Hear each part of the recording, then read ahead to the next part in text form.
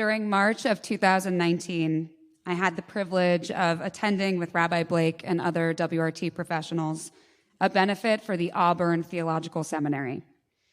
The seminary equips bold and resilient leaders with the tools and resources needed to bridge religious divides, build community, pursue justice, all in effort to heal the world. Each year, the seminary hosts a benefit, as Rabbi Blake informed me, honoring leaders who have changed the landscape of social justice in America. One of their honorees has had a lasting impact on my personal and professional life, and her name is Reshma Saujani. Reshma is a very impressive person. She is a graduate from both the Kennedy School at Harvard and from Yale Law School. Reshma claims her life changed at age 33 when she became the first South Asian woman in history to run for the United States Congress, representing a district in New York City, and she lost badly. 3 years later, Reshma ran for New York City public advocate and lost again. But she learned that her efforts to run, to be brave in pursuing opportunities, to try, inspired people, particularly young women. As a result, Reshma realized her desired goal in life, her dharma, as she calls it, to alleviate poverty and to help create opportunities for women and girls. So even after her failures, Reshma got back on the horse. In 2012, she created a not-for-profit organization entitled Girls Who Code. The organization is guided by Reshma's vision to establish a future of equality in the tech industry. By 2019, Girls Who Code reached over 185,000 girls and expanded to all 50 states, offering intensive learning programs and immersive visits to all of the major tech companies. But what becomes most relevant for us tonight is the book Reshma published in 2018, titled Brave, Not Perfect, Fear Less, Fail More, and Live Bolder. Although the book addresses women, it offers a valuable lesson for each of us. Out of fear of failure, we stifle what could be our efforts toward pursuing our dreams. We find this very lesson to elevate bravery over perfection in both this week's Parashat Pinchas and its accompanying Haftarah portion from the book of Jeremiah. Let us begin by discussing the prophet Jeremiah, which, contrary to popular belief, he was not just a bullfrog. Okay, I was waiting to see if I got laughs on that one. Now I have the answer. Jeremiah's book begins with a dialogue between him and God. As with other prophets, God initiates the conversation, calling upon Jeremiah, stating, "Before I created you in the womb, I selected you. Before you were born, I consecrated you. I appointed you to be a prophet." Jeremiah retorts, Lord God, I don't know how to speak, for I'm still a child." 11th century Rabbi Rashi comments on Jeremiah's reticence, elucidating that Jeremiah's reference to his young age was an expression of Jeremiah's belief that he was not worthy to reprove the Israelites, that he was too inexperienced. Clearly, Jeremiah was concerned that he would fail God's mission.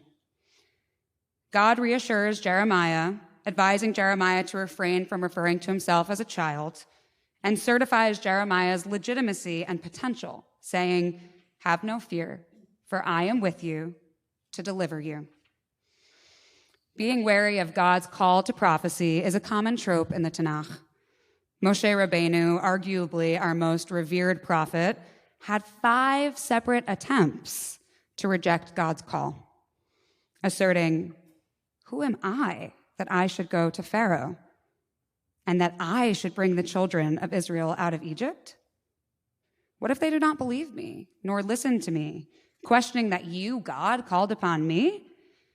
Please, my Lord, I have never been a man of words, either in times of past or now that you have spoken to me. I am slow of speech and slow of tongue." God criticizes Moses' self-doubt as a reflection of Moses' doubt in God. God states, Who gives human speech? Is it not I, the Eternal? 15th century Rabbi Ovadia Sforno underscores that as our creator, God knows our human limitations, and still, God elects us to be in partnership. Israeli scholar Nahama Leibowitz writes, "The chosen person, even though destined for this mission from childhood, is a human being with human feelings and frailties. This human material the Creator fashions, needs, and shapes." I know, sometimes it's hard. The deity chose no one else but humanity to be God's partner in creation. That frail, unreliable creature, torn by conflicting instincts, whose life is marked by constant ascents and descents. The Almighty chose none other as God's partner in the reformation of the world, as a prophet to transmit God's message to mankind, a mortal who, with all their spiritual achievements, remains but a mortal. With the difficulties and loneliness of prophecy aside, our kikar, the essence of Leibowitz's message, is that God made each of us as we are. Despite our limitations, we are each capable of achieving incredible deeds. It is our internal monologue that usually prevents us from reaching such heights. Consider the daughters of Tzilafchad from this week's Parashat Pinchas: Machla, Noah, Hogla, Milcah, and Tirzah. Undeterred by fears of rejection, they stand before Moses, Eleazar the priest, the chieftains, and the entire assembly of the Israelites to defend their rights. The daughters explain, "Our father died in the wilderness and has left no sons. Let not our father's name be lost to his clan just because he had no son. Give us a holding among our father's kinsmen." God hears the daughters' case and believes their plea is just. Not only does God grant them their rightful land, but God also changes the law of land ownership for all Israelite future families. If these women had been jaded by self-doubt, by the likelihood that God and the leaders of the community would deny their request, if they had not even tried, out of fear of an imperfect result, they would have lacked any gains.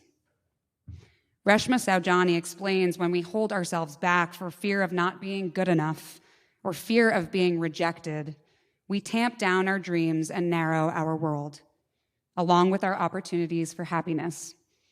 Reshma opines, when we relinquish the punishing need for perfection, when we stop over-analyzing everything, every slight mistake, when we stop seeing failure as a condemnation of our worth, we find freedom, joy, and all the other good stuff we want in life. It's time, she says, to stop giving up before we even try. What is the key to growing, Reshma wonders? Growth, she states, is in the moments when the fear of failure is overtaken by the fear of failing to try.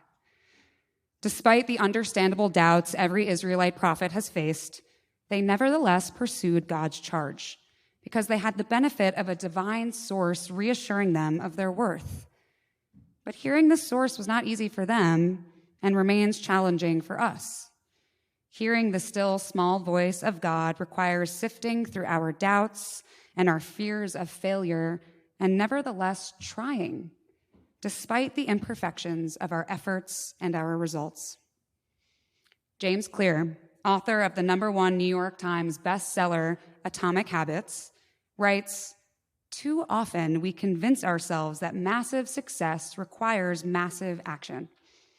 We put pressure on ourselves to make some earth-shattering improvement that everyone will talk about. Meanwhile, improving by just 1% isn't particularly notable, but it can be far more meaningful in the long run." Clear explains, if you get 1% better each day for 1 year, you'll end up 37 times better than when you started. Clear emphasizes the correlation between what we do and who we are. He informs us that we need not to be perfect to change our habits, but rather we need to decide who we want to be. And once we decide what type of person we'd like to be, such as the type of person who stands up for others or the type of person that calls themselves a writer, we then take small, imperfect steps toward reinforcing our desired identity. So I ask each of us tonight, what do we want to be? What calls do we want to answer? And what fears are getting in the way? Despite these doubts, what could it look like to try? And if not now, then when? Shabbat Shalom.